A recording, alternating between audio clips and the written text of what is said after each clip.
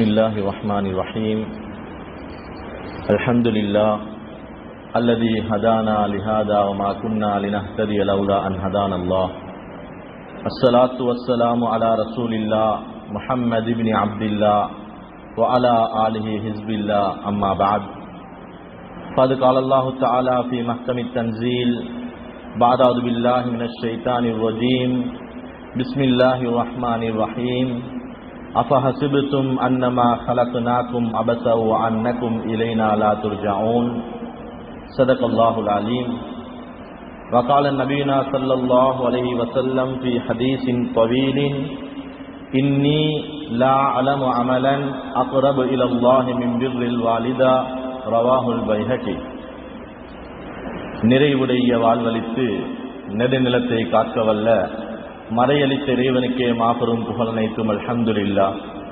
சத்தியத்தின் தூதர், சன்மார்க்கத்தின் போதகர், சாந்தி மார்க்கம் ஏந்தி வந்த அன்பு நபி ஸல்லல்லாஹு அலைஹி வஸல்லம் அன்னவர்கள் மீதும், இஸ்லாம் என்னும் சாம்ராஜ்யத்தை கட்டி எழுப்புவதற்காக தங்கள் உயிர்களையே கற்களாக பாவித்த உத்தம சஹாபாக்கள், அவர்களை சேர்ந்த தாபிஊன்கள், தபு தாபிஈன்கள், கியாமத் வரைக்கும் இந்த உன்னதமான தீனை அதன் உண்மையான வடிவிலே எடுத்து நடக்கக்கூடிய முஸ்லிமான ஆண்கள், பெண்கள் அனைவர் மீதும் அல்லாஹு தாலாவின் சாந்தியும் சமாதானமும் உண்டாவதாக.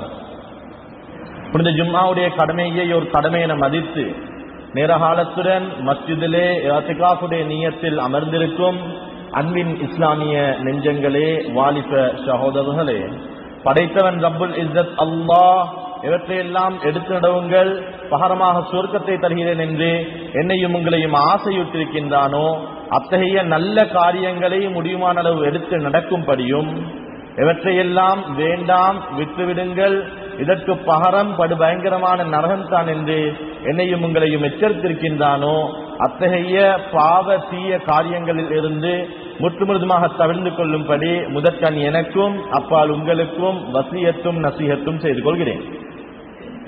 கனிமான மேலான பெரியோர்களே, அன்பு சகோதரர்களே, இந்த உலகத்தில் எங்கோ இதத்தில் ஏதோ ஒரு நிகழ்ச்சி நடக்குமே என்றால் அது மஸ்ஜிதிலேயாக இருக்கலாம், பாடசாலையிலேயாக இருக்கலாம், அல்லது ஏதோ ஒரு சங்கம் முடிவெடுத்து நடாத்தும் ஒரு நிகழ்ச்சியாக இருக்கலாம். அந்த நிகழ்ச்சி நிரலிலே ஓர் இடத்திலே ஒரு அங்கமாக நன்றி உரை என்ற ஒரு தலைப்பு பதியப்படும். ஏன் இந்த தலைப்பு என்று கேட்டா, ஹதரத் உதவி செஞ்சவங்களுக்கு நன்றி செலுத்துவது மனுஷ தன்மையா? ஹதரத் வார்த்தையாளர் உதவி செஞ்சாங்களையா? உதவி செஞ்சவங்களை மறந்தா அது பொருத்தமா என்று உதவியவர்களுக்கு நாம் நன்றி செலுத்த வேண்டும். எனக்கு உபகாரம் செய்தவர்களை நாம் மதிக்க வேண்டும். அவர்களை மறப்பது மனித இயல்புக்கு அப்பாற்பட்ட ஒரு குணம் என்றெல்லாம் விளங்கி வைத்திருக்கும் நானும் நீங்களும் தமது வாழ்வை அர்ப்பணித்து தமக்காக வாழ்க்கை தந்த, தமது ஆசாபாசங்களை எல்லாம் துறந்த இரண்டு ஜீவன்களுக்கு நன்றி செலுத்தாமல் இருப்பது ஏனோ என்று நினைக்க தோன்றும் அளவுக்கு நாளுக்கு நாள் கேள்விப்படும் சம்பவங்கள். என்னையும் உங்களையும் பெற்றெடுத்த அந்த உம்மா வாப்பட விஷயத்துல நாங்க எப்படி நடக்கிறோம்? ஊருக்கெல்லாம் மைக் போட்டு நன்றி செலுத்துறவர் பெற்றெடுத்த தாய்க்கும் தகப்பனுக்கும் நன்றியுள்ள குழந்தையாக இருக்கிறார்களா? ஏனென்றால் கண்ணியமானவர்களே, பெற்றெடுத்த உம்மா வாப்பாவை மதிக்கிறது, நன்றி செலுத்துறது, அன்பு காட்டுவது என்பது இது ரப்புடன் சம்பந்தப்பட்ட ஒரு இபாதத். ரப்புடைய ரஹ்மத்தையும் மக்ஃபிரத்தையும் பரக்கத்தையும் சுமந்து இழுத்து வரும் ஆகப்பெரிய ஒரு இபாதத். பைஹகியினுடைய ஒரு ரிவாயத், இப்னு அப்பாஸ் ரலியல்லாஹு தஆலா அன்ஹு மஸ்ஜிதுக்குள்ளால் அமர்ந்து கொண்டிருக்கிறாங்க. ஒரு சஹாபி இப்னு அப்பாஸ் ரலியல்லாஹு தஆலா அவர்களை பார்க்க மஸ்ஜிதுக்கு வருகிறார்கள்.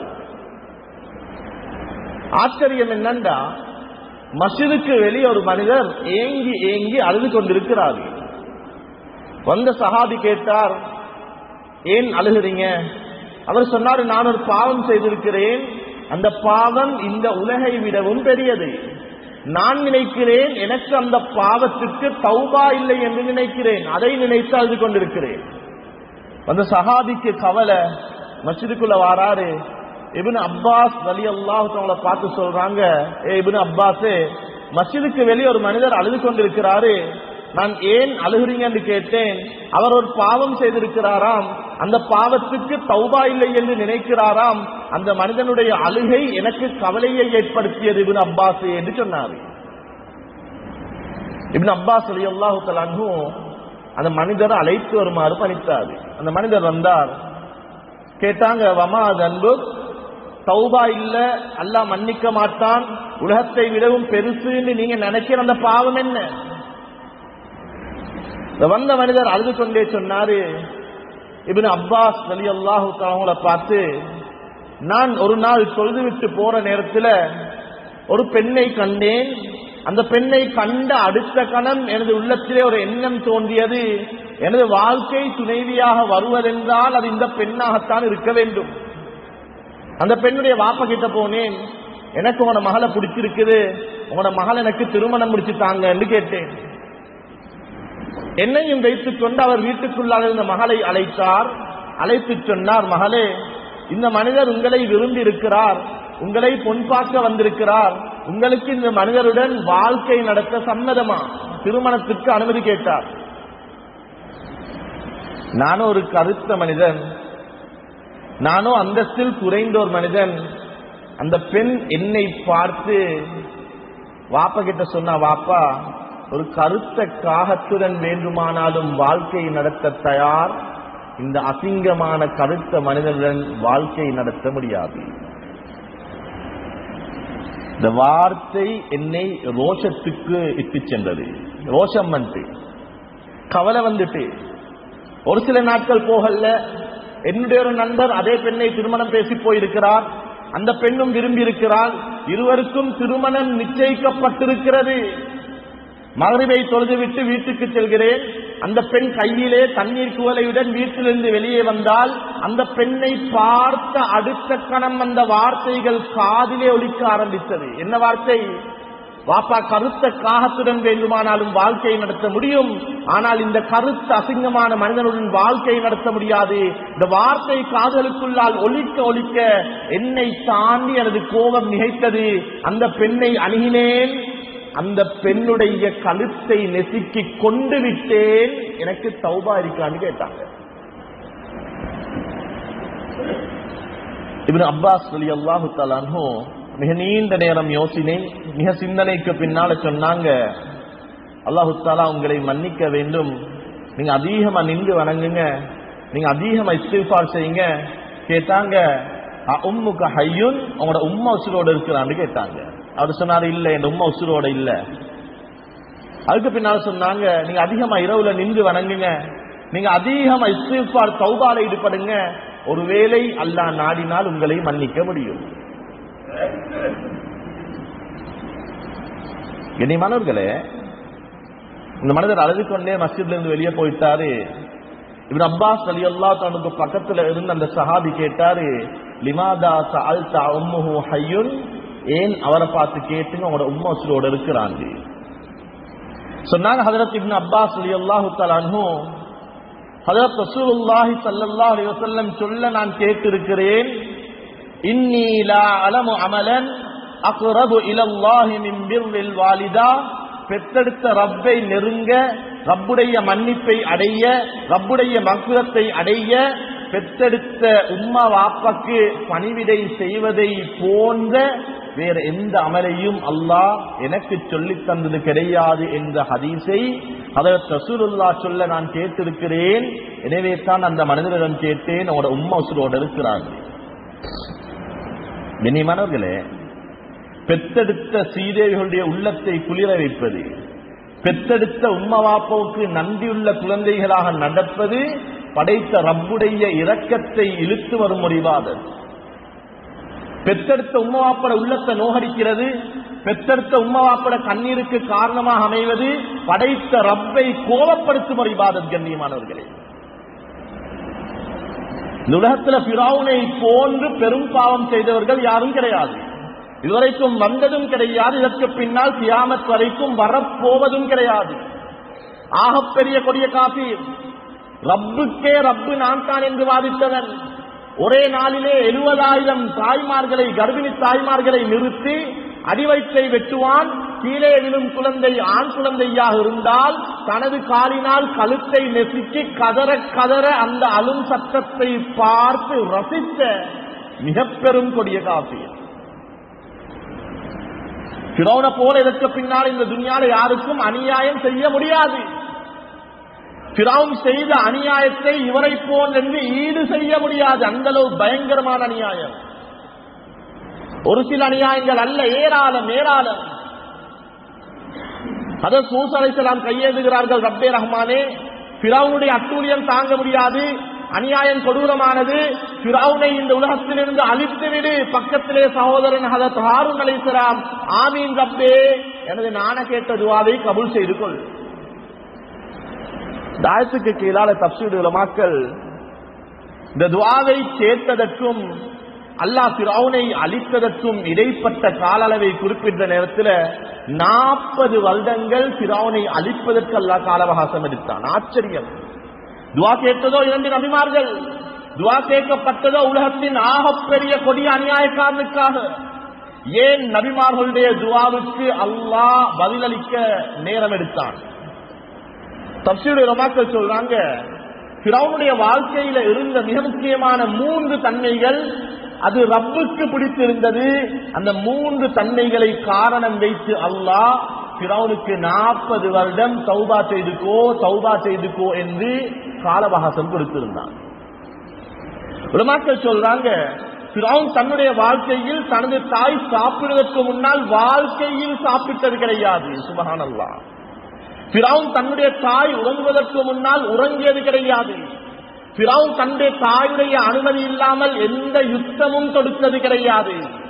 ஃபிரௌன் தாயை மதித்தான், ஃபிரௌன் தாயை நேசித்தான், ஃபிரௌன் தாய்க்கு உபகாரம் செய்தான் என்ற ஒரே ஒரு காரணத்தை மாத்திரம் வைத்து ரப்புல் இஸ்ஸத் அல்லாஹ் கொடிய காபீராக இருந்தாலும் தாயை மதித்தாய் என்பதனால் 40 வருடம் தௌபாவுக்கு கால அவகாசம் கொடுத்திருந்தான். இதற்கு கீழால தஃப்சீர் உலமாக்கள் அவர்களுடைய ஒரு கருத்தை பதிவிடுகிறார்கள். ஒருவேளை இந்த 40 வருடத்துக்குள்ளால் ஃபிரௌன் தௌபா செய்திருந்தால் அல்லாஹ் ஃபிரௌனை இந்த உலகத்தில் ஒரு வலியாக மன்னிக்க செய்திருப்பான். சுப்ஹானல்லாஹ்.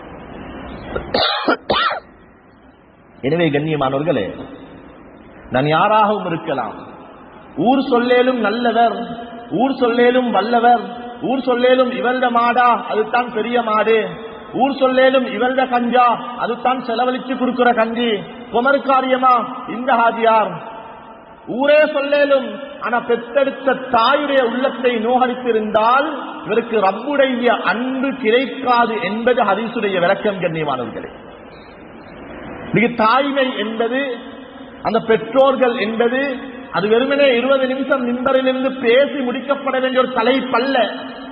ஒவ்வொரு நாளும் ஒவ்வொரு மனிதனுடைய காதிலும் சத்தமாக உறக்க சொல்லப்பட வேண்டிய ஒரு தலைப்பு. கண்ணியமானவர்களே, இன்னைக்கு நானும் நீங்களும் உம்மா வாப்புக்கு செய்யறத கடன் நினைச்சிருக்கிறோம். அது வெறுமனே கடனை அல்ல, அது ஒரு கடன். அந்த கடனை நாளை கியாமத்தில் கூட நிறைவேற்ற முடியாத ஒரு கடன். கண்ணியமானவர்களே, கடமை என்றால் செய்துவிட்டால் எனது பொறுப்பு நீங்கிவிடும். ஆனால் பெற்றெடுத்த சீதைகளை பார்ப்பது, கவனிப்பது, அன்பு காட்டுவது இது வெறுமனே கடனை அல்ல, இது ஆகப்பெரிய கடன்.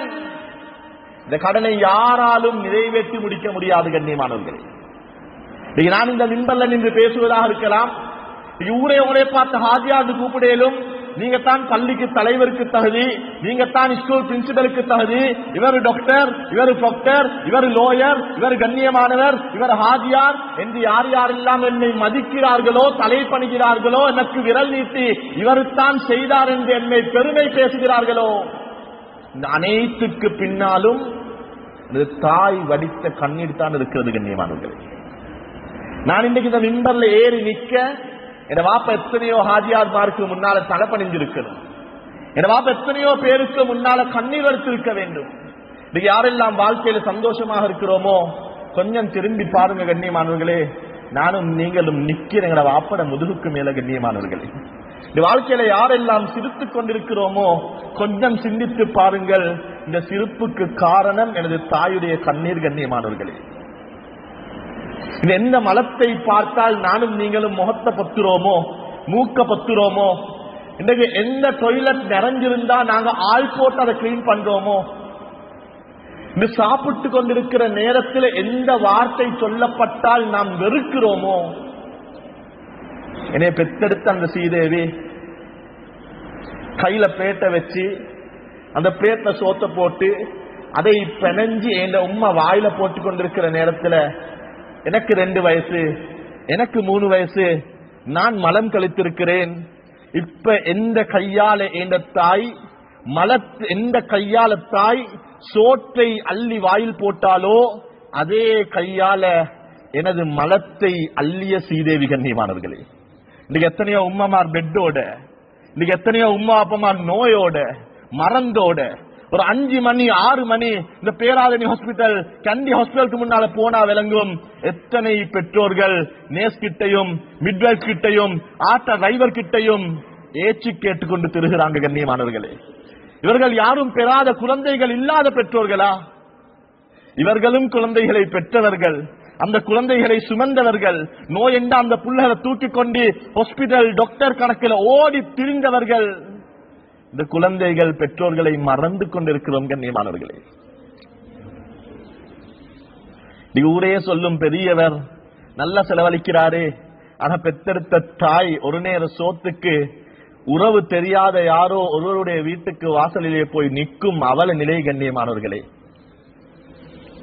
ஜும்மாக்கு பின்னால் எழும்பி பொறுப்பெடுக்கிறாரே, இந்த ஊர்ல யாரு மௌத்தாயினாலும் கஃபனை நான் ஃப்ரீயா போடுறேன். பெத்தெடுத்த தாய்க்கு ஒரு புடவை வாங்கி கொடுக்க வக்கில்லாத குழந்தைகள் கண்ணியமானவர்களே. இதனால் தான் அந்நியவன் ஒரு பழமொழியை கூட சொல்லிருக்கிறான், யுத்த தெனத்தி கடுவத்தியான் கொஸ்க பண்டத, யுத்தத்துக்கு இல்லாத வாழை வச்சுக்கொண்டு பிலாக்க பொழக்கையா, தாய்க்கு இல்லாத சதக்கா, தாய்க்கு இல்லாத உம்ரா, தாய்க்கு இல்லாத சாப்பாடு, ஊரை அழைத்து போட்டாலும் அதில் எந்த பிரயோஜனமும் கிடையாது கண்ணியமானவர்களே. நீங்க ஏராளமானவங்க இருக்கிறோம், யாரோ சொல்லி உமக்கு தெரியும் உங்களோட மகன் ஹஜ்ஜிலையாம், உங்களோட மகன் உம்ராலையாம், இந்த கஞ்சி உங்களோட மகன்டையாம், இந்த பள்ளியில இந்த பில்டிங்க கட்டினது உங்களோட மகனையாம். கண்ணியமானவர்களே, பெத்தெடுத்த தாய்க்கு இல்லாத உணவு முழு ஊரை அழைத்து போட்டும் இந்த பிரயோஜனமும் கிடையாது கண்ணியமானவர்களே. எத்தனை பேருடைய வார்த்தை பெற்றெடுத்த ஸ்ரீதேவிகள் அவர்களுடைய கவலையை சொல்லிக் கொள்ள முடியாமல் கண்ணீர் வடித்துக் கொண்டிருக்கிறார்கள்.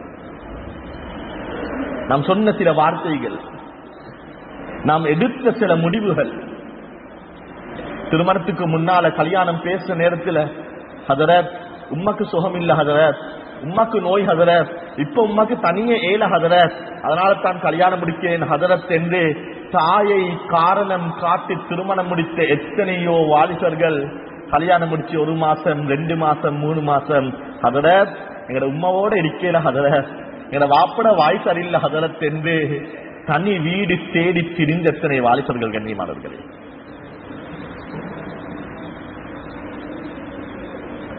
சொன்னார்கள் ஹதரத் ரசூலுல்லாஹி ஸல்லல்லாஹு அலைஹி வஸல்லம், நாளைக்கு கியாமத் ஒரு கூட்டம் சுவர்க்கத்தில், இன்னும் ஒரு கூட்டம் நரகத்தில் இருப்பார்கள். ஹஜரத் உமர் ரலியல்லாஹு தஆலா கேட்டாங்க ஹஜரத் ரசூலுல்லாஹை பார்த்து, யா ரசூலுல்லாஹ், நாளை கியாமத்தின் முடிவு ஒரு கூட்டம் சுவர்க்கம், இன்னும் ஒரு கூட்டம் நரகம், இது தானா? சொன்னார்கள், உமரே, நாளை ஒரு கூட்டம் சுவர்க்கம் போவாங்க, இன்னும் ஒரு கூட்டம் நரகம் போவாங்க, இன்னும் ஒரு கூட்டம் சுவர்க்கமும் அல்ல நரகமும் அல்ல, இரண்டுக்கும் இடையிலே நிற்பார்கள். ஆச்சரியம். யா ரசூலல்லாஹ், நன்மை செய்திருந்தால் சுவர்க்கம் செல்ல வேண்டும், பாவம் செய்திருந்தால் நரகம் செல்ல வேண்டும், இவர்கள் யார், ஏன் சுவர்க்கமும் இல்லை நரகமும் இல்லை? சொன்னார்கள் ஹஜரத் ரசூலுல்லாஹி ஸல்லல்லாஹு அலைஹி வஸல்லம், இவங்க யாரு தெரியுமா? இவர்கள் தான் இஸ்லாம் மேலோங்க வேண்டும், கலிமா மேலோங்க வேண்டும், இந்த தீனுல் இஸ்லாம் இந்த உலகத்திலே உயிர்ப்பிக்கப்பட வேண்டும் என்று வாளை எடுத்து யுத்த களத்திலே உயிர் போகும் வரை யுத்தம் செய்த யுத்த வீரர்கள், சுஹதாக்கள். ஆச்சரியம் யா ரசூலல்லாஹ், இஸ்லாத்துக்காக உயிரை நீத்தவர்களுக்கு ஏன் சுவர்க்கம் கிடையாது? சொன்னார்கள் அன்பு நபி ஸல்லல்லாஹு அலைஹி வஸல்லம், இவங்க போனது யுத்தத்துக்கு தான், இவங்க செஞ்சது ஒரு நல்ல காரியம்தான், ஆனால் பெற்றெடுத்த பெற்றோர்களுடைய அனுமதி இல்லாமல் யுத்தம் செய்தவர்கள். சுப்ஹானல்லாஹ். அன்பு வாலிபர்களே, பெற்றெடுத்த உம்மாப்பட அனுமதி இல்லாம திருமணம் முடித்தவர்கள் அல்ல, பெற்றெடுத்த உம்மாப்பட அனுமதி இல்லாம கட்டுக்கொடைக்கு படம் பார்க்க போனவங்க அல்ல, பெற்றெடுத்த உம்மாவுக்கு நேரம் காலம் தெரியாம ரோட்லையும் பஜார்லையும் நின்று கூத்தெடுத்தவர்கள் அல்ல. பெற்றெடுத்த உம்மாப்பட அனுமதி இல்லாமல் ஜிஹாதுக்கு சென்றாலே சுவர்க்கம் கிடையாது என்றால் அல்லாஹ் பாதுகாக்கணும். எமது எத்தனை வாழ்வின் முடிவுகள் பெற்றெடுத்த பெற்றோர்களை மறந்து முடிவெடுத்திருக்கிறோம் கண்ணியமானவர்களே. நான் திறந்த கடை, நான் கட்டின வீடு, நான் போன ஹஜ்ஜுடைய பயணம், நான் போன உம்ராவுடைய பயணம், ஏன மகளுடைய நிகா, ஏன மகனுடைய படிப்பு. உம்மாவாப்ப சிரிப்பு காட்டுறது இபாதத் கண்ணியமானவர்களே. எத்தனை பேர் இன்னைக்கு உம்மாவாப்ப சிரிப்பு காட்டிக் கொண்டிருக்கிறோம். உள்ளத்துல கைய வச்சு பாருங்க. இதற்கு மாற்றமாக எத்தனை பேருடைய பெற்றோர்களுடைய கண்கள் கண்ணீர் வடிச்சு கொண்டிருக்கிறது. நீங்க இந்த இடத்துல கூட ஒரு சிலர் நினைப்பீங்க, என்னமா இந்த தலைப்புல ஒரு சொத்துபா கேட்கப்படாதா, இப்படியான ஒரு தலைப்புல பயானு கேட்டாலும் என் மகன் என்னை கட்டி பிடிச்சு மோந்து என்னையோட பேசிடப்படாதா என்று ஏங்கும் ஏராளமான உள்ளங்கள் கண்ணியமானவர்கள். சொன்னாங்க ஹஜ்ரத் ரசூலுல்லாஹி ஸல்லல்லாஹு அலைஹி வஸல்லம், ஒரு மனிதன் தன்னுடைய அறையில், தன்னுடைய படுக்கையில், தந்த பெட்ல தந்த உம்மாவையும் தந்த வாப்பாவையும் உட்கார வச்சு ஏதோ ஒரு ஜோக்க சொல்றாரு. துனியாவோட சம்பந்தப்பட்டதாக இருக்கேலும் அவரோட ஜோக்க சொல்றாரு. உம்மா வாப்பா உட்கார வச்சு அவர் குர்ஆன் ஓதல்ல, அவர் ஹதீஸ் கிதாப தரட்டி ஹதீஸ் வாசிக்கல, பயான் பண்ணல. உம்மாவையும் வாப்பாவையும் பெட்ல உட்கார வச்சு மகன் சொன்ன ஒரு ஜோக்குக்கு சிரிக்கும் அந்த பெற்றோர்களுடைய சிரிப்பு சத்தம். இந்த மகன் வாளை ஏந்தி யுத்தத்துக்கு சென்று எதிரியுடைய வாளுக்கு வாள் பட்டு வரும் அந்த சத்தத்தை கேட்பதை விட அல்லாஹ் மகன் போட்ட ஜோக்குக்கு சிரிக்கும் உம்மா வாப்பட்ட சிரிப்பு சத்தத்தை கேட்கிறான். சுப்ஹானல்லாஹ். எத்தனை பேர் சிரிப்பு காட்டிருக்கிறோம் கண்ணியமானவர்களே. ஒரு சில வருடங்கள் இதே போன்ற ஒரு தலைப்பில் ஒரு இடத்துல கொத்துபா செய்த சந்தர்ப்பம் கிடைத்தது. கொத்துபாவுக்கு பின்னால் ரூம்ல அமர்ந்து கொண்டிருக்கிறேன்.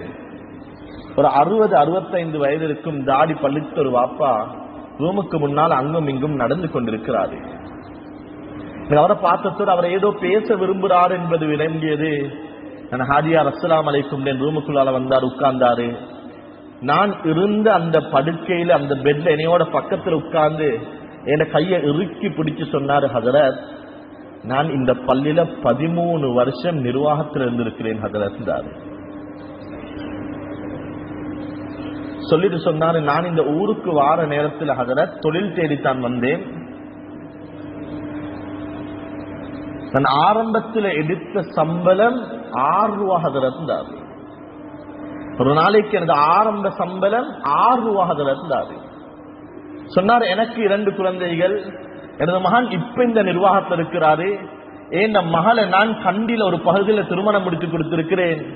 ஹஜரத், ஏன் வாழ்க்கை ஆரம்பிச்சது எப்படி தெரியுமா? நான் ஒரு சணல் கம்பெனில தான் வேலை செஞ்சேன் ஹஜரத்.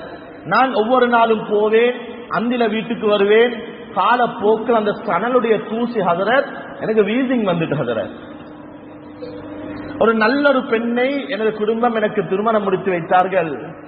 எனது கஷ்டத்துடன் சேர்ந்து அவளுடைய வாழ்க்கையும் கஷ்டமாக மாறிவிட்டது ஹஜரத். காலையில போற நேரத்தில் நான் ஆரோக்கியமாக போவேன். அந்தில வீடு வார நேரத்தில் ஹஜரத் எனக்கு மூச்சு கூட எடுக்கலா. நான் கஷ்டப்பட்டு எலச்சி நடந்து வருவேன். எந்த அளவுக்கு என்றா, இரவுல எனக்கு ஒரு தலவாணில படுத்து போதா, 2 தலவாணி 3 தலவாணி இல்லன்னா மூச்செடுக்கலா. நான் இருமுவேன். என்னை பார்த்து எனது மனைவி என் இருமலை பார்த்து அவ சித்தாலத்தை எடுத்து என்ன நெஞ்சில பூசுவா, அவ பதறுவா, அவ கஷ்டப்படுவா. என் இருமலுடைய சத்தம் சுடு தண்ணியோட வந்து நிற்பா. எத்தனையோ இரவுகள் எனது மனைவி, நான் இரவுல இடையில முழித்து பார்ப்பேன், எனது காலுக்கு கீழால அவ புட்டுவத்தில் அப்படியே தூங்கியிருப்பா. எத்தனையோ இரவுகள் நான் அவளை தட்டி அந்த கட்டில படுங்க என்று சொல்லி இருப்பேன் ஹஜரத். இந்த அளவு என்னை நேசித்த எனது மனைவி, எனது நோயிலும் கஷ்டத்திலும் எனக்கு கை தந்த மனைவி, நான் சம்பளையும் சோத்தையும் திங்கிற நேரத்தில் சிரித்து கொண்டு சம்பளையும் சோத்தையும் திங்க மனைவி ஹஜரத். நான் ஒரு கட்டம் அல்லாஹ் என்னை பார்த்து பரக்கத் செய்து விட்டான். நான் ஒரு கடைக்கு உரிமையாளனாகினேன். நான் ஒரு கடை 2 கடையாகிச்சு. இன்றைக்கு இந்த பஜார்ல ஏண்ட பேர்ல 3 தட்டு பில்டிங் ஒன்று இருக்குது ஹஜரத். இந்த ரோட்ல எனக்கு சொந்தமான 2 மாடி வீடு இருக்குது ஹஜரத். காலப்போக்கில் பிசினஸ் மகன் எடுத்தாரு, சொத்துக்களை பிரித்து கொடுத்து விட்டேன். இப்ப ஹதரத் ஏன மகனும் மகளும் சேர்ந்து மசூரா பண்ணிட்டாங்க, நானா உம்மா வாப்பா 2 பேரையும் கிட்ட வச்சுக்கொள்ள கஷ்டம், எனக்கு புள்ளைகள் சின்னது, எங்களோட புள்ளைகள்டையும் வேலைகள் இருக்குது, அதனால நானா வாப்பாவை உனையோட குன்னாங்கள்ட வச்சுக்கோ, உம்மாவை நான் என்னையோட கண்டிக்கு கூட்டிட்டு போறேன். ஹதரத் 38 வருடம் எனது நோயிலும் கஷ்டத்திலும் என்னுடன் இருந்து எனது மனைவியை எனது மகள் கண்டிக்கும் நான் மகனுடன் அனாதையாக இந்த குன்னாய்களுடையும் இருக்கிறேன் ஹதரத். சொல்லிட்டு சொன்னார், ஹதரத் நான் விரும்புற நேரத்தில் சுடு தண்ணியோட வந்து நின்ற மனைவி ஹதரத், நான் போன்ல பேசிக் கொண்டிருப்பேன், அவ இப்ப நோயாளி ஹதரத், அவருக்கு பிரஷர் இருக்கு, அவருக்கு சுகர் இருக்கு, அவருக்கு ஏகப்பட்ட நோய், அவ இருமுவாக, எனக்கு தண்ணி கோப்பையோட இந்த மனைவிக்கு ஒரு ஜொகு தண்ணியாச்சும் எடுத்து கையில கொடுக்க முடியாத ஒரு சூழ்நிலையில் இருக்கிறேன் ஹதரத். குடும்பத்தில் யாராவது மௌத்தாகணும், யாராலும் கல்யாணம் முடிக்கணும், நான் கரம் பிடித்து கவிழ்த்து சொன்ன என் பொண்டாட்டியோட உட்கார்ந்து என் கவலையை பகிர்ந்து கொள்ள ஹதரத் கெஞ்சி கேட்கிறேன், என் மகனோட பேசி இங்க எங்கேயாலும் கூலிக்கு ஒரு ஊடையாலும் எடுத்துட்டாங்க ஹதரத், நான் இந்த பள்ளிக்கு முன்னால பிச்செடுத்தாவது வீட்டு கூலிய கட்டேன் ஹதரத், என் கடைசி ஆசை என் கஷ்டத்திலையும் நஷ்டத்திலையும் தோல் தந்த என் மனைவிட தோல்ட என் தலசாயனும் என் மனைவியில மடியில என் ரூஹு பிரியனும் ஹதரத், என் மகனோட பேசி எனக்கு இதை மட்டும் செஞ்சு தாங்கண்டு ஒரு 65 வயதுடைய ஒரு தாடி பள்ளித்த ஒரு வாப்பா சொன்ன கவலையான கதை கண்ணியமானவர்களே. இது வெக்கம் பார்க்காம பேசின ஒரு வாப்பா, வெக்கம் பார்த்து பார்த்து உள்ளத்துல சொல்ல முடியாம இன்னைக்கு எத்தனையோ வாப்பமார்கள் தஹஜ்ஜுதுல கண்ணீர் வடிக்கிறாங்க, இன்னைக்கு எத்தனையோ வாப்பமார் குளிக்க கொள்ள அழுகுறாங்க, இன்னைக்கு எத்தனையோ வாப்பமார் சுஜூத் அழுகுறாங்க. ஊர் நினைக்கும் துவா கேட்கிறாரு, பள்ளிக்கு வந்தவங்க நினைப்பாங்க ஊருக்கு துவா செய்யறாரு. இல்ல கண்ணியமானவர்களே, சொல்ல முடியாது வெக்கம். ஏனென்றா நானும் நீங்களும் சின்னத்துல ஏன வாப்பா கஷ்டத்துல இரவு வார நேரத்துல அலைஞ்சி அலைஞ்சி வெயில்ல கால் வீங்கிருக்கும், ஏன வாப்பட மூஞ்சலம் கடுத்திருக்கும், வந்து படுக்கிற நேரத்துல ஏண்ட உங்களோட உம்மமார் வாப்பட காலை பிடிச்சு அமுக்கிற நேரத்துல வாப்ப ஒரு கட்டத்தில் சொல்லுவாரு, எனக்கு இந்த வாழ்க்கை மாச்சலா இருக்குது, எனக்கு கஷ்டமா இருக்குது என்று சொல்ற நேரத்துல ஒன்றுமே அறியாத அந்த மடமையான அந்த தாய் இந்த வாப்பாக்கு ஒரு ஏமாற்றமான ஒரு நம்பிக்கையை கொடுப்பா. நீங்க கவலைப்படவான, நீங்க கஷ்டப்படவான, உங்களோட கஷ்டமும் கவலையும் இன்னும் 5 வருஷம் தான்.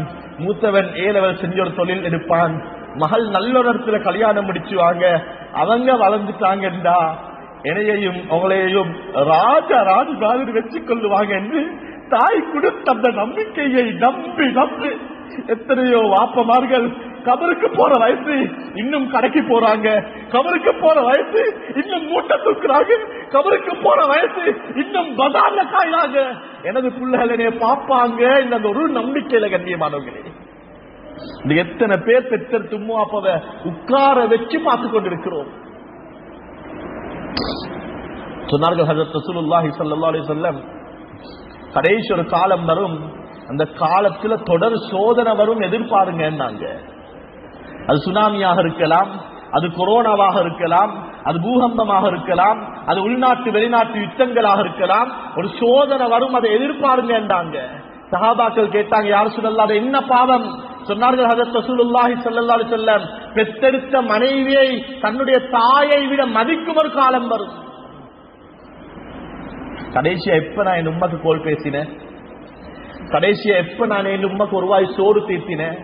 கண்ணியமானவர்களே, இந்த உலகத்தினுடைய ஒரு உண்மை இருக்குது, என்ன தெரியுமா? ஒரு நாள் ஜொப்புக்கு போங்க, 2வது ஆண்டு போகாம இருங்க, 3, 4, 1 மாசம் கொஞ்சாது கிட்ட சொல்லுங்க, தொழிலில் இருந்து நிப்பாட்டிட்டாங்க, என்னமாலும் செய்யணும், அவளுடைய உதவி இருக்கும். 2 மாதம் 3 மாதம் லட்சங்களை கொட்டிய கணவனை பார்த்து மனைவி சொல்லுவாள், இப்படி வாழ்ந்தா எப்படி வாழ்ற, பிள்ளைகளோட வேலை இருக்குது, ஸ்கூலுடைய தேவை இருக்குது, நாங்க திங்கிறல்லையா, என்னமாலும் செய்யுங்களே, மூட்டையாச்சும் தூக்குங்களே. கண்ணியமானவர்களே, பெற்றெடுத்த தாய்கிட்ட போயிட்டு சொல்லுங்க, தொழில் இல்லம்மா, 1 மாசம் 2 மாசம் என்ன சொல்லுவா? மகன் கொஞ்சம் ரெஸ்ட் அறிவாப்பா, ஒரு கட்டம் காதல் உள்ளத்தை கலட்டுவா. இன்னொரு கட்டம் கையில் உள்ளத்தை கலட்டுவா. ஒரு நாளும் அந்த தாய் மகனே நீ போய் சம்பரி வாப்பா என்று ஒரு நாளுமே சொல்ல மாட்டா. ஏனென்றால் கண்ணியமானவர்களே, தாய்க்கு நாங்க 60 ஆகினாலும் புள்ள தான் கண்ணியமானவர்களே. இந்த தாய் என்ற உறவு நானும் நீங்களும் நினைத்து உருவாக்கிய மனைவியை போன்ற உறவு அல்ல. பொன்பாக்க போயிட்டு கேக்க திண்டு வாழைப்பழம் திண்டு உம்மா விரும்பி வாப்பா விரும்பி புரோக்கர் நலவு சொல்லி தேர்ந்தெடுத்த மனைவி. ஏத உம்மா யாரு, ஏத வாப்பா யாரு, ரப்பு நிர்ணயித்த உறவு கண்ணியமானவர்களே.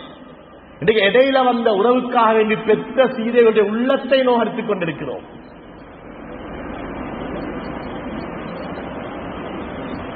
கண்ணியமானவர்களே, இந்த ஏராளமான வீட்டுக்குள்ள உம்மா வாப்பமார் கண்ணீரோடு இருக்கிறாங்க. சொல்லிக் கொள்ளலாம்.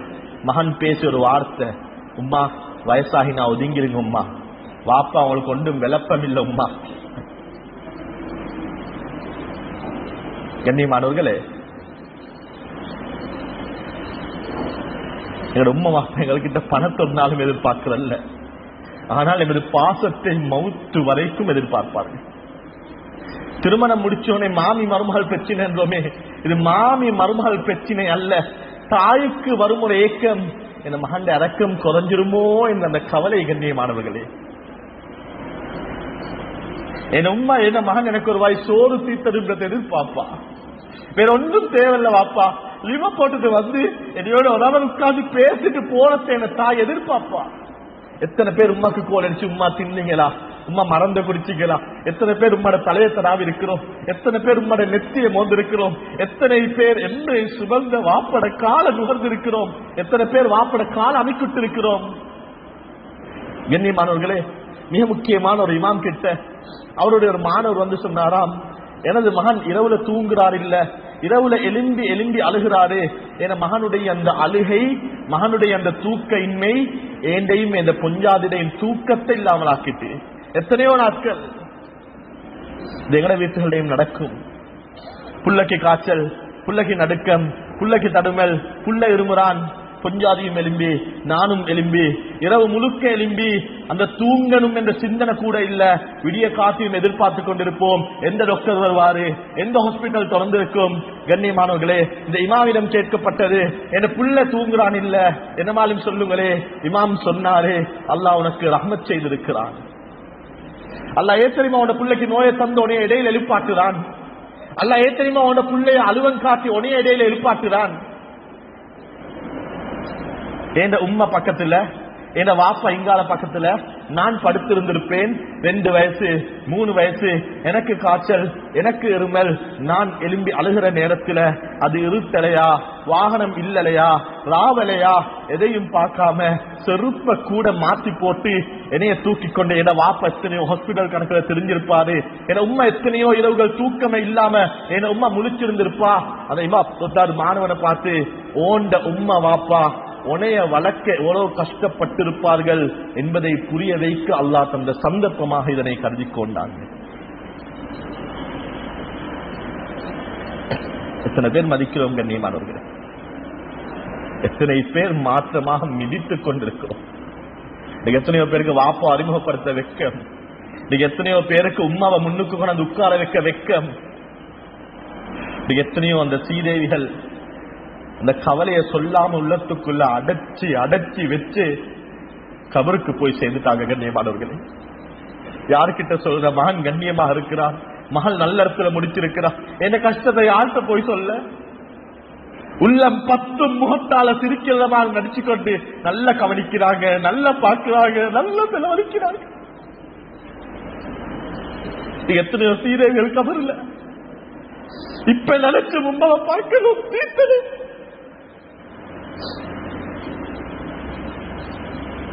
ஹஜ்ரத் ரசூலுல்லாஹி ஸல்லல்லாஹு அலைஹி வஸல்லம்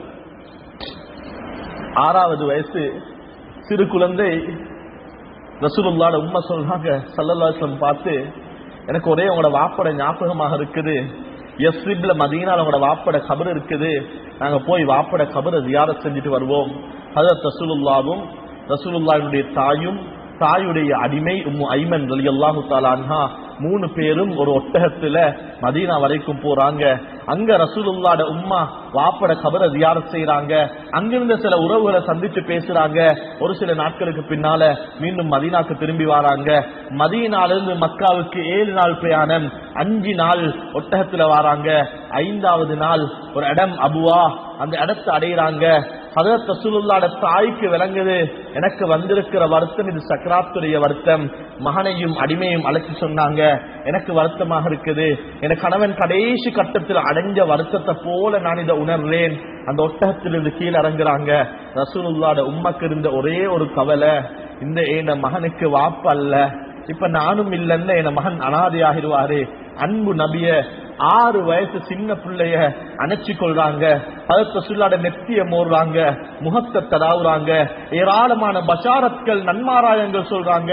கண்ணியமானவர்களே, எந்த ரசூலுல்லாஹ் தன்னுடைய தாயுடைய மடியில, எந்த ரசூலுல்லாஹ்ட முகத்தில தாயுடைய கரங்கள் தடாவப்பட்டு கொண்டிருந்ததோ, ஒரு சில நிமிடங்கள் தடாவிய கரங்கள் முகத்தில் இருந்து கீழே விழுகிறது. அன்பு நபியினுடைய தாயுடைய ரூஹ் இந்த உலகை விட்டும் பெறுகிறது. இதுக்கு முன்னால ஹஜ்ரத் ரசூலுல்லாஹ் யாருடைய சக்கராத்தையும் கண்ணால கண்டது கிடையாது. இதற்கு முன்னால ஹஜ்ரத் ரசூலுல்லாஹ் யாருடைய மையத்து செய்தியையும் கேள்விப்பட்டது கிடையாது. 6 வயது உம்மு ஐமன் ரலியல்லாஹு தஆலா தெரியும், என்ற எஜமாத்தி மௌத்தாகி இருக்கிறா, ஓடி போறா. ஒரு சில வாலிபர்களை ஆடு மேய்ச்சி கொண்டு இந்த வாலிபரை அழைச்சி வாரா, ஒரு கபரை தோண்டா, அந்த ஜனாதாவை கபருக்குள்ள வைக்கிறா, அடக்கம் செய்யறா. 6 வயசு ஹஜ்ரத் ரசூலுல்லாஹ்வை கரங்களால பிடித்து ஒரு சில அடிகள் எடுத்து வைக்கல. அன்பு நபிக்கு தாயுடைய ஞாபகம் வந்துட்டு, இதுவரைக்கும் வந்த தாய் ஏன் தாய் அதுக்குள்ள போட்டாங்க. ஹஜ்ரத் ரசூலுல்லாஹ் கையை உதறுகிறார்கள், ஓடி போறாங்க, அந்த கபருக்கிட்ட போறாங்க. பைஹக்கியினுடைய ரிவாயத், ஹஜ்ரத் ரசூலுல்லாஹ் யா உம்மி யா உம்மி, உம்மா உம்மா என்று அந்த கபருக்கிட்ட இருந்து அழுகிறார்கள். உம்மு ஐமனுக்கு என்ன செய்வதென்று விளங்கல்ல. 6 வயது ரசூலுல்லாவை சுமந்தார்கள். நடந்து கொண்டே மக்கால வந்து ரசூலுல்லாஹ்ட குடும்பத்தார் கிட்ட ஹஜ்ரத் ரசூலுல்லாவை ஒப்படைத்து விட்டார்கள். மிக நீண்ட சம்பவம். 57 வருடங்கள், 7 வானம் தாண்டி வஹி வருகிறது. யா ரசூலல்லாஹ், ஹஜ்ஜுக்கு அல்லது உம்ராவுக்கு செல்லுங்கள். சஹாபாக்கள் 1,24,000 சஹாபாக்களை கண்ணால் கண்ட ரசூலுல்லாஹ், ஒரு சமூகத்துக்கு தலைவரான ரசூலுல்லாஹ் ஹஜ்ஜுடைய பயணத்துக்காக செல்கிறார்கள். கண்ணியமானவர்களே, ஒரு இடம் வருகிறது, இன்னும் சூரியன் அஸ்தமிக்கல்ல. ஹஜ்ரத் உமரை பார்த்து சொல்றாங்க, உமரே இன்றைய தினம் நாங்க இங்க தங்குவோம். ஹஜ்ரத் உமர் ரலியல்லாஹு தஆலா சொல்றாங்க, எனக்கு இன்னும் போகலாமே, இன்னும் சூரியன் மறையல்லையே. சொல்றாங்க ஹஜ்ரத் ரசூலுல்லாஹி ஸல்லல்லாஹு அலைஹி வஸல்லம், இல்ல, எனக்குரிய பெரிய ஒரு கடமை ஒன்று இருக்குது. சஹாபாக்கள் எல்லாம் டென்ட் அடிக்கிற விஷயத்துல ஈடுபடுறாங்க. கொஞ்ச நேரத்தில் அன்பு நபியை காணல. ஒரு பள்ளத்தாக்கில் இருந்து ஆ ஆ என்ற அலும் குரல். சஹாபாக்கள் பயந்து விட்டார்கள், ஓடி செல்கிறார்கள். கண்ணியமானவர்களே, அன்பு சகோதரர்களே, 57 வருடங்களுக்கு முன்னால எந்த பள்ளத்தாக்குல, எந்த கபருக்குள்ளால தன்னுடைய தாயை தட்டன் தனியை அடக்கம் செய்து விட்டு வந்தார்களோ, அந்த கபரு கிட்ட முழங்காலால உட்கார்ந்து ஹஜ்ரத் ரசூலுல்லாஹி ஸல்லல்லாஹு அலைஹி வஸல்லம் அழுது கொண்டிருக்கிறாங்க. ஹஜ்ரத் உமர் ரலியல்லாஹு தஆலா அன்ஹு பின்னால போய் ரசூலுல்லாஹ்ட ஷோல்டரை பிடிக்கிறாங்க. திரும்பி பார்த்து சொன்னார்கள், உமரே, இது வேறு யாரும் கிடையாது உமர், என்னை பெற்று வளர்த்து ஆளாக்கிய உம்மட கபர் உமர் தான். சொல்லிட்டு சொன்னார்கள், நான் அல்லாஹ்விடம் எனது தாயினுடைய பாவ மன்னிப்பு இஸ்திக்பாருக்கு அனுமதி கேட்டேன். அல்லாஹ் அனுமதி தரல உமர். யா அல்லாஹ், என் உம்மட கபரை பார்த்துட்டு வர யாச்சும் அனுமதி தாண்டி கேட்டு அல்லாஹ் அனுமதி தந்திருக்கிறான் உமர். அஹமதுடைய ரிவாயத் சொன்னார்கள் ஹஜ்ரத் ரசூலுல்லாஹ், உமரே, ஒருவேளை நான் நபியானதற்கு பின்னால, நான் மஸ்ஜிது நபவில எனக்கு பின்னால சஹாபாக்கள் நிற்க, நான் இந்த முஸல்லால நின்று நான் அல்லாஹு அக்பர் என்று தக்பீர் கட்ட, என்னை பெற்றெடுத்த என்னை இந்த ஸ்ரீதேவி உசுரோட இருந்து வயசாகி என்னை பார்த்து யா முஹம்மத், என் மகன் முகம்மதே என்று அழைத்திருந்தால் தக்பீரை கூட விட்டுட்டு ஏ உம்மாண்டு கேட்டிருப்பேன் உமர். அல்ல எனக்கு அந்த பாக்கியத்தை தரல்ல உமர்ந்து ஈருலக தலைவர் ஹஜ்ரத் ரசூலுல்லாஹ் பெற்றெடுத்த தாயை நினைத்து கண்ணீர் எடுத்திருக்கிறார்.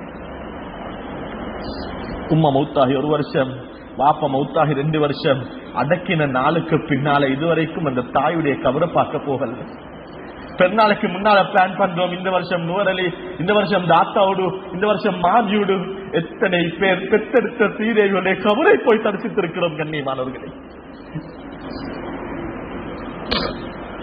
சொன்னார்கள் ஹஜரத் ரசூலுல்லாஹி ஸல்லல்லாஹு அலைஹி வஸல்லம், ஒவ்வொரு கபரும் ஒரு சத்தம் போடுமாம். மனிதனை தவிர இதர அனைத்து ஜீவராசிகளும் அந்த சத்தத்தை கேட்டு கண்ணீர் வடிக்குமாம். ஒவ்வொரு கபரும் சொல்லுமாம் ஒவ்வொரு நாளும், மகனே நீ என் பேர்ல பள்ளி கட்ட தேவையில்ல வாப்பா, மதரசா கட்ட தேவையில்ல வாப்பா, கொஞ்சம் கையை தூக்கி யா அல்லாஹ் பெற்றெடுத்த உம்மா வாப்போ இறக்கமா பாத்துக்கோ யா அல்லாஹ், உம்மா வாப்போட பாவத்தை மன்னிச்சிரு யா அல்லாஹ், அந்த கபரை விசாலமாக்கி யா அல்லாஹ், அந்த கபரை வெளிச்சமாக்கி யா அல்லாஹ்ண்டி துஆ செய் வாப்பாண்டி ஒவ்வொரு கபரும் ஒவ்வொரு நாளும் சத்தம் போடுதாம் கண்ணியமானவர்களே.